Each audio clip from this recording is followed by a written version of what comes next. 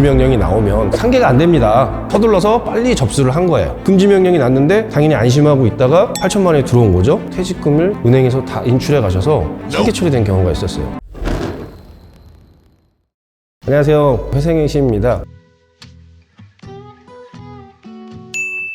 사례를 들자면 의사분이었어요. 의사분이었는데 다른 사무실에서 상담을 받고 변호사가 처음에 파산이 된다 이렇게 판단을 해서 파산을 진행을 한 거예요. 의사 같은 경우는 급여가 기본적으로 뭐 5, 600, 1000만 원까지 갑니다. 그런 사람을 재산이 없다고 하더라도 파산을 넣으면 소득이 많은데 파산을 한다? 이거 자체가 말이 안 되는 거예요. 파산을 신청하는 게 아니라 먼저 회생을 신청한 다음에 법적인 절차를 다 밟고 나서 파산을 해야지만 진행이 가능하다는 겁니다. 그러니까 이렇듯 잘 모르는 변호사나 사무장들이 진행을 해서 안 돼가지고 저희 사무실에 와가지고 제가 회생 절차를 진행을 했고 그러고 나서 파산을 했어요.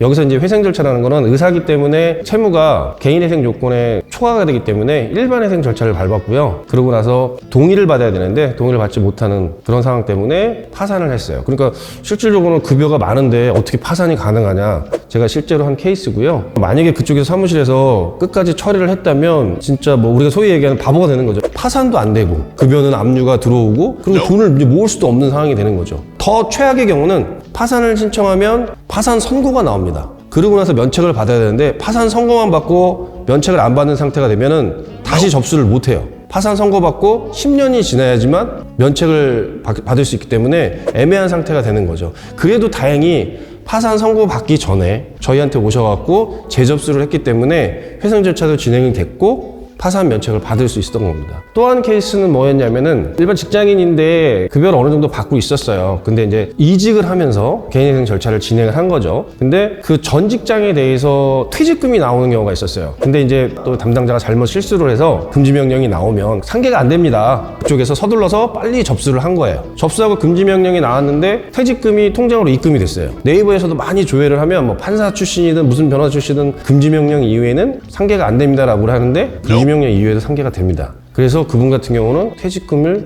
은행에서 다 인출해 가셔서 상계 처리된 경우가 있었어요. 채무가 한 1억 2천 정도 됐어요. 변제율이 이렇게 높지는 않았고 한 2, 3천 정도 갚는 걸로 해서 개인회생이 들어간 거예요. 근데 퇴직금은 한 8천 정도가 나온 거죠. 이제 퇴직금은 보호하는 경우가 있습니다. 일반 직장인 같은 경우는 2분의 1 보장이 되기 때문에 만약에 제대로 먼저 퇴직금을 받았다 그러면 2분의 1은 빼고 들어가기 때문에 재산 가치가 4천만 원밖에 안 되기 때문에 4천만 원만 토해내면 돼요. 근데 이 같은 경우는 아예 신청 자체를 잘못해서 이분이 퇴직금을 받을 게 있다 그러면 퇴직금을 다른 통장으로 받았다든가 또는 금지명령 이후에 또는 개시 결정 이후에 받았다든가 이런 어떤 노하우를 말씀을 드려서 절차를 진행했어야 되는데 상계가 금지명령 이후에는 안 된다라고 생각을 해서 직장을 옮기셨습니까? 그러면 그 급여로 최저생계별 제외한 금액으로 변제금이 산정이 됩니다. 그리고 퇴직금은 보호받을 수 있기 때문에 통장으로 받으셔도 됩니다. 이렇게 해서 통장을 받은 거예요.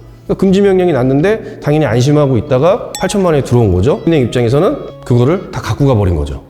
이렇듯 처음에 사실관계를 정확히 파악하고 어떻게 금지명령을 받게끔 하고 통장을 변경시키든가 이렇게 해서 퇴직금을 보장받을 수 있었어야 되는데 그런 문제점들이 생기는 거죠. 공정사무실이라는 게 그런 겁니다. 변호사든 누구든 그 사실관계를 파악해서 정확하게 절차를 진행해주고 이 전후 사정에 대해서 어떤 노하우를 설명을 해주고 이럴 땐 이렇게 하십시오, 저럴 땐 저렇게 하십시오, 이것까지도 판단을 해줘야 되는데 일반 직원이 하기 때문에 그렇게 할 수가 없어요. 왜 일반 직원이 하면 그렇게 못하냐? 우리가 이제 구조를 또 설명을 드려야 되는데 일반 직원 같은 경우는 한 달에 10건이든 8건이든 처리하게 돼 있어요. 근데 이 한 건에 대해서 그렇게 매달리다 보면 10건을 처리를 못하는 거예요. 그러면 위에서 이제 압박이 들어오겠죠. 그렇기 때문에 제대로 판단을 못한다는 거예요.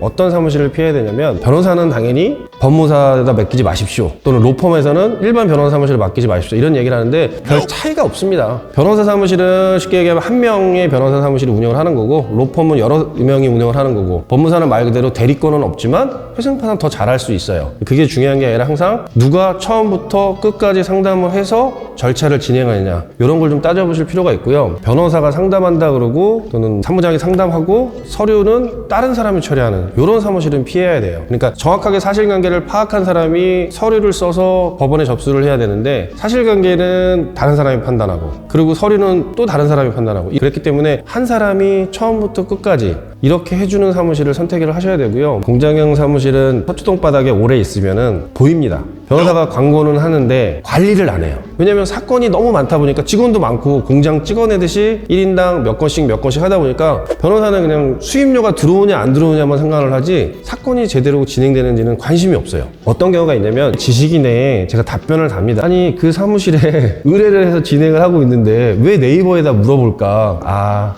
저 사람들이 제대로 설명을 안 해주고 제대로 답변을 못 해주니까 오죽하면 답답하면 네이버에다 물어보겠냐 해서 저도 이제 답변을 달기 시작했어요. 그래서 이런 경우는 이렇게 하시면 되고요. 이렇게 요거를 담당 사무장한테 물어보세요 라고 이제 했던 부분인데 제가 이제 유튜브 하게 되는 이유가 그런 것들이거든요. 그래서 그런 것들을 언제든지 물어보시면 다른 사무실에 의뢰를 하셨어도 궁금하고 좀 애매하다. 그리고 진행이 조금 더디고 문제가 있다라고 하시면 언제든지 물어보시면 제가 답변을 해드리겠습니다.